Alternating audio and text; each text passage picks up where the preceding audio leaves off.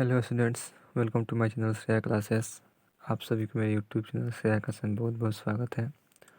तो हम लोग क्लास 10 के साइंस में चैप्टर नंबर 8 को पढ़ रहे थे, जो बायोलॉजी है, तो उसको पढ़ रहे थे। इसमें हम लोग इसके पहले 2 लेक्चर कंप्लीट हो चुका है और आज हम लोग थर्ड लेक्चर को देखेंगे, जिसमें हम लोग मादा जनन तंत्र के बारे में पढ़ेंगे। तो जो स्टूडेंट इसके पहले वाले 2 लेक्चर को नहीं देखे हैं वो प्लेलिस्ट जाकर देख सकते हैं। फिर उस दोनों वीडियो का लिंक आपको इस वीडियो को डिस्क्रिप्शन बॉक्स के में मिल जाएगा, तो वहाँ से भी आप देख सकते हैं।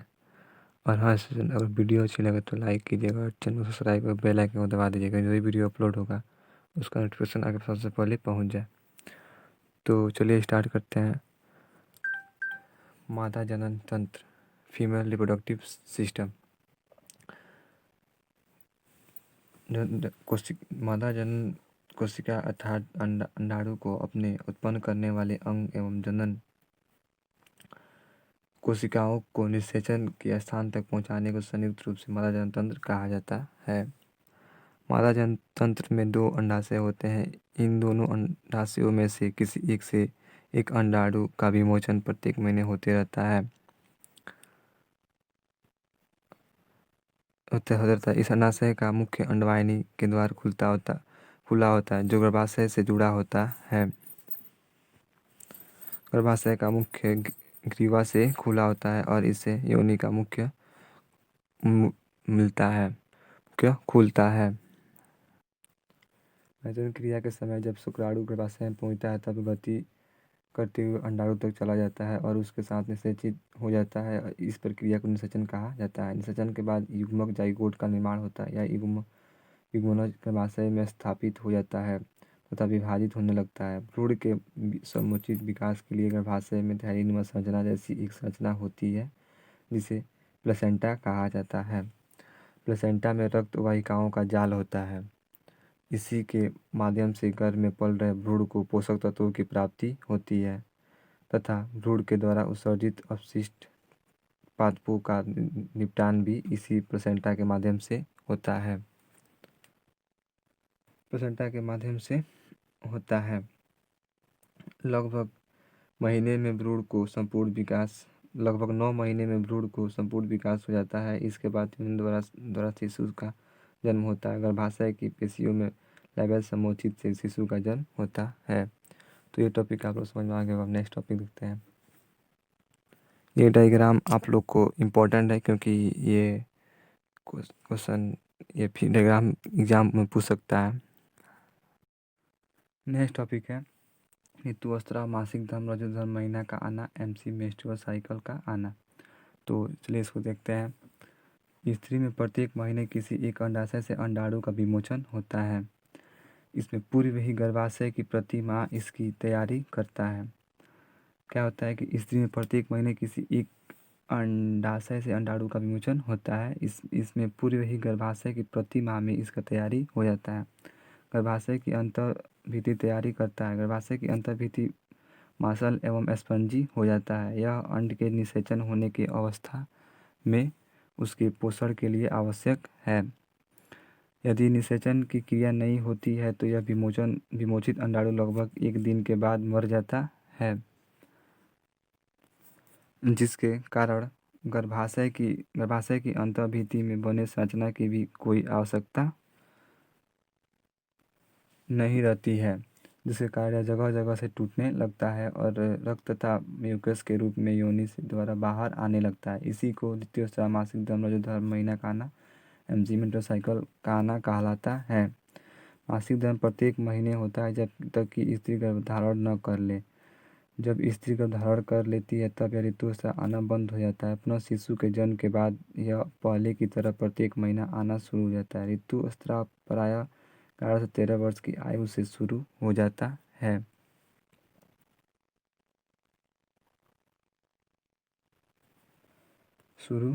है। इसे रजो दर्शन कहा जाता है। गर्भकाल को छोड़कर यह प्रत्येक महीने लगभग 45 से 50 वर्ष तक आते रहता है। अंतिम बार जब यह आता है तब उसे रजोनिवृत्ति कहते हैं। रजो धर्म लगभग 2 से 8 दिनों तक रहता है। अब नेक्स्ट टॉपिक है गर्भधारण से बचने का उपाय। तो गर्भधारण से बचाव का अस्थायी उपाय शल्य चिकित्सा है। शल्य चिकित्सा स्त्री अथवा पुरुष कोई भी कर सकता है। स्त्री में शल्य चिकित्सा के द्वारा अंडवाहिनी को अवरुद्ध कर दिया जाता है, जिसके कि अंडाणु का निषेचन के साथ नहीं हो पाता है। पुरुषों में शल्य चिकित्सा के द्वारा शुक्रवाहिनी को अवरुद्ध कर दिया जाता है, इससे भी स्त्री गर्भधारण नहीं कर पाती है। गर्भधारण से बचाव का एक अन्य प्रमुख माध्यम कॉपर टी का उपयोग है। कॉपर टी को डॉक्टर के द्वारा महिला के गर्भ में स्थापित कर दिया जाता है, जिससे अंडाणु तथा शुक्राणु से निषेचन नहीं हो पाता है। कॉपर टी का एक बड़ा लाभ यह है कि जब चाहे डॉक्टर के द्वारा हटा दिया जाता है और स्त्री गर्भधारण कर सकती है। नेक्स्ट टॉपिक है गर्भ निरोधक गोलियां अथवा सुई के सेवन से भी गर्भधारण से बचा जा सकता है, लेकिन गर्भधारण निरोधक दवाइयों का उपयोग डॉक्टर की सलाह से ही करनी चाहिए, क्योंकि कुछ नहीं होता और उसका साइड इफ़ेक्ट होता है। गर्भधारण और से बचने का सबसे सरल, आसान एवं सुरक्षित उपाय निरोध कंडोम का उपयोग करना। इसके लिए किसी डॉक्टर की सलाह की भी आवश्यक प्राय नहीं होती है। मासिक धर्म का बाद 1 सप्ताह तक, मासिक धर्म का पहले का 1 सप्ताह को सुरक्षित माना जाता है और इस औषधि में स्त्री गर्भधारण नहीं करती है। ये नोट पॉइंट आप लोग याद रखिएगा हमेशा के लिए।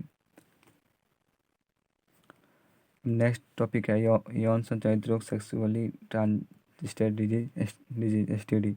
कुछ रोग ऐसे होते हैं जो यौन संबंध बनाने के कारण एक व्यक्ति से दूसरे व्यक्ति के शरीर में फैल जाते हैं। कहने का मतलब यह है कि कुछ रोग ऐसे भी होते हैं जो यौन संबंध बनाने के चलते इस व्यक्ति से दूसरे व्यक्ति में फैल जाते हैं। ऐसे रोगों को यौन संचालित रोग कहा जाता है। तो ऐसे रोग को यौन संचालित रोग कहा जाता है। यौन संचालित रोग को ही संकेत में एसटीडी कहा जाता है। जो यौन संचालित रोग होता है उसी को संकेत में एसटीडी कहा जाता है। यौन संचालित रोग अर्थात एसटीडी के कुछ प्रमुख उदाहरण एड्स, सिफिलिस, गुलैरी या सुजाक इत्यादि है। नेक्स्ट टॉपिक है एड्स। एड्स का पूरा नाम एक्वायर्ड इम्यून डिफिशिएंसी सिंड्रोम अथवा एक्वायर्ड इम्यूनोडिफिशिएंसी सिंड्रोम होता है। यह एक विशेष तरह के विषाणु के कारण होता है, जिसे एचआईवी कहा जाता है। एचआईवी का पूरा नाम ह्यूमन इम्यूनोडेफिशिएंसी वायरस है। जब यह विषाणु किसी स्वस्थ व्यक्ति के शरीर में प्रवेश कर जाता है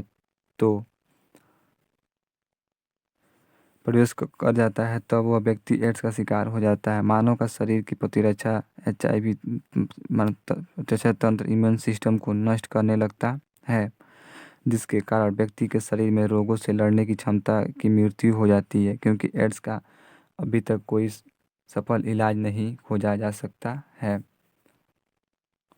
एड्स फैलने के कारण, यदि कोई व्यक्ति एड्स रोग से